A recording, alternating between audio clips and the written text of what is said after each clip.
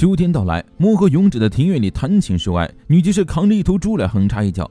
年轻的东极王登基后，国际的气氛逐渐变好，难民和被解放的农奴组成了救援军。国王铲除了理所当然的舞弊，让经济朝着正轨发展。经由魔王介绍，3位弟子中的商人也在东之国当起了财政官。村民们脸上的笑容在增加，一切都在朝好的方向发展。勇者在跟女骑士练剑，女骑士进步很大，甚至能逮住移形换影中的勇者。出了一身汗的两人到水房冲凉。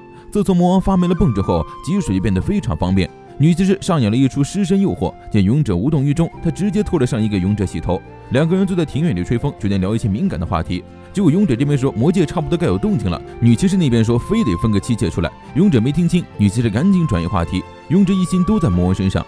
魔王说过，只要有卓越的战斗力就能结束战争，但是却无法压下战争的火种。人类或是魔族，无论谁赢下这场战争，对战败的一方来说都是地狱。就算战争结束，也无法获得和平。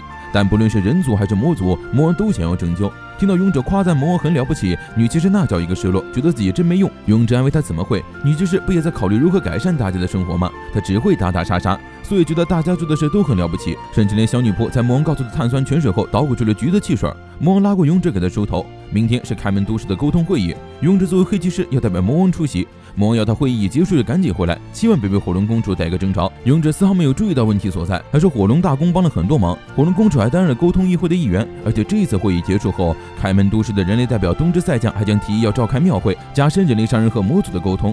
东之寨将的人品还是很不错的，而放弃开门都市逃跑的原司令官则受到了教会的审判，因为他的怯战导致人类失去了付出惨痛牺牲才得到的开门都市。司令官辩解自己有奋战的最后一刻，还去了支援极光岛战役，结果受到了教会成员的无情嘲笑，他们的军队根本没有多少折损，就这还奋战呢。而且极光岛战役他们最后一刻出现不说，还让摩托成功逃走了，他简直罪不可恕，当初已畸形。司令官被关进大牢，择日出战。开门都市勇者和将寨逛着集会，吃香喝辣。火龙公主扑上来投怀送抱。魔王这边突然感受到了一股震动，是真的地震的震动，当然不是气出来的，而是魔界出了问题。这已经是这个月第2次地震了。魔王知道他到了该离开的时候。勇者带着魔王和女仆顺利来到铁之国。魔王拜托这里的工匠做了点特殊的东西，他认为教育拥有最强的力量。这个世界到底有多辽阔，谁也不知道。每个人都以自己的常识来了解这个世界。教育之所以重要，是因为如果不教育，大家就不会理解教育的重要性。因为农奴没有知识，所以不知道有更好的世界。要将一个人拥有的知识传承给他人，需要不少的时间。而魔王发明的这个东西，将彻底改变这个世界的教育局面，那就是活字印刷机。女骑士端着茶点夜会勇者，没想到魔王也来爬窗，两个人在勇者的门口互不相让，坚持要自己先进去。女部长突然出现，把两人一起推进了门里。勇者吓得从床上跳起来，完全不知道发生了什么。魔王和女骑士又在如何共享勇者一事上起了争执，随后索性一人一边给勇者来了个双面夹击，勇者只能痛并快乐着继续装睡。魔王说自己下个月就要回魔界去了，类似进行更新魔王执照一样的工作，最快也要好几个月。他要去参拜历代魔王之墓，而且好不容易凝聚的魔界各族向心力，说不定会有部分氏族失控擅自点燃战火，毕竟大多数人都是支持进攻人类的。魔王墓只有身为魔王的他才能进去，所以他才想要临走前待在勇者身边。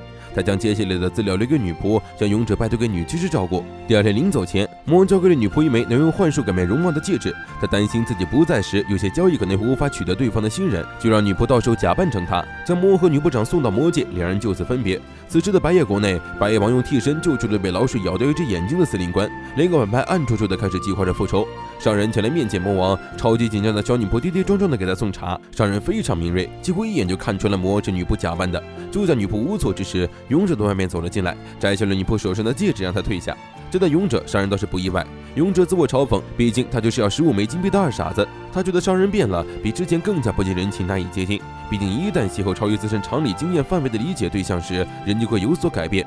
勇者突然提起商人承诺过，他要是从战场归来，商人就给他举办满1000欧派的宴会。商人问打算什么时候参加，勇者说了一句现在，就带着商人瞬移到了魔界。这里的极光漫天，非常美丽。勇者拜托木叶英治找魔族的朋友准备酒菜，宴会在这里举办就行了。勇者相信商人刚才的话，所以他带商人来到了魔王的世界。远处灯火通明的地方就是开门都市。直到之前，他被人族的数千名军队掌控。对外的说辞是司令官逃跑，城市重新被魔族统治，但其实那里的人类并没有被杀，到现在还做着生意。勇者又带商人瞬移到宴会厅，同盟的商人们正在和魔族其乐融融的交谈。虽然维护治安还无法联络外界，但这里看起来非常和平。这里是世界唯一向现存的魔族与人类共存的地方，人口又有3万多人，比胡之国的首都还要大。魔王也承认此地区中立，目前由议会进行自治统治。医院有1/3是人类，而勇者就是魔族的代表。商人不明白勇者为什么给他看这些，勇者挠挠头说，可能是因为自己害怕寂寞，不想再变回孤单的勇者了。火龙公主带着一众魔族跑来布置宴会，这些宴会和欧派克都是有了。饭后，勇者问商人觉得开门都市怎么样，商人回答是金碧累累的果园。勇者说他可以把自己的权限卖给商人，商人问他代价是什么，商人做事只计较得失，所以大家都说商人是贪心的只想赚钱的怪物。不过在和魔王相遇后，勇者改变了这个想法，比任何人都聪明，都会衡量得失，却是第一次找到有无法得失衡量之物的人。他和商人说想看看那是什么，这就是代价。魔王去见了仍旧停留在外界图书馆的女魔法师，随后来到魔王墓地，历代魔王又在作乱，风也摇摇欲坠。女部长在门口送别魔王，两人约定好，如果出来的魔王不再是魔王，女部长会赌上性命讨伐魔王。魔王美美的躺进魔王墓里睡觉去了，没想到女骑士转头继续偷他家，他居然趁着魔王不在向勇者献身了。当然不是你们想象中的那种献身，而是作为骑士将自己的剑献给勇者，他的剑，他的一切，他来自灵魂深处的忠诚和血液都献给勇者。勇者是他灵魂的主人，命定的宿主。勇者吓了一大跳，大喊这一刻使不得，女骑士就不起来。他知道魔王很厉害，胸怀宽广，一直眺望着远方，所以他不会妄图争夺勇者，因为勇者是魔王的人，他有着将自己献给勇者的自由。身为骑士，却从未将剑献给任何人。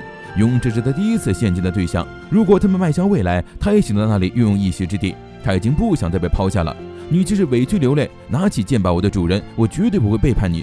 拗不过女骑士，勇者拔出剑，轻点女骑士双肩。骑士礼谢完之后，女骑士那叫一个舒畅，什么委屈什么眼泪根本就不存在。勇者感觉自己好像受到了欺骗，想了一个7天无理由退换，可惜虚拟商品不退不换。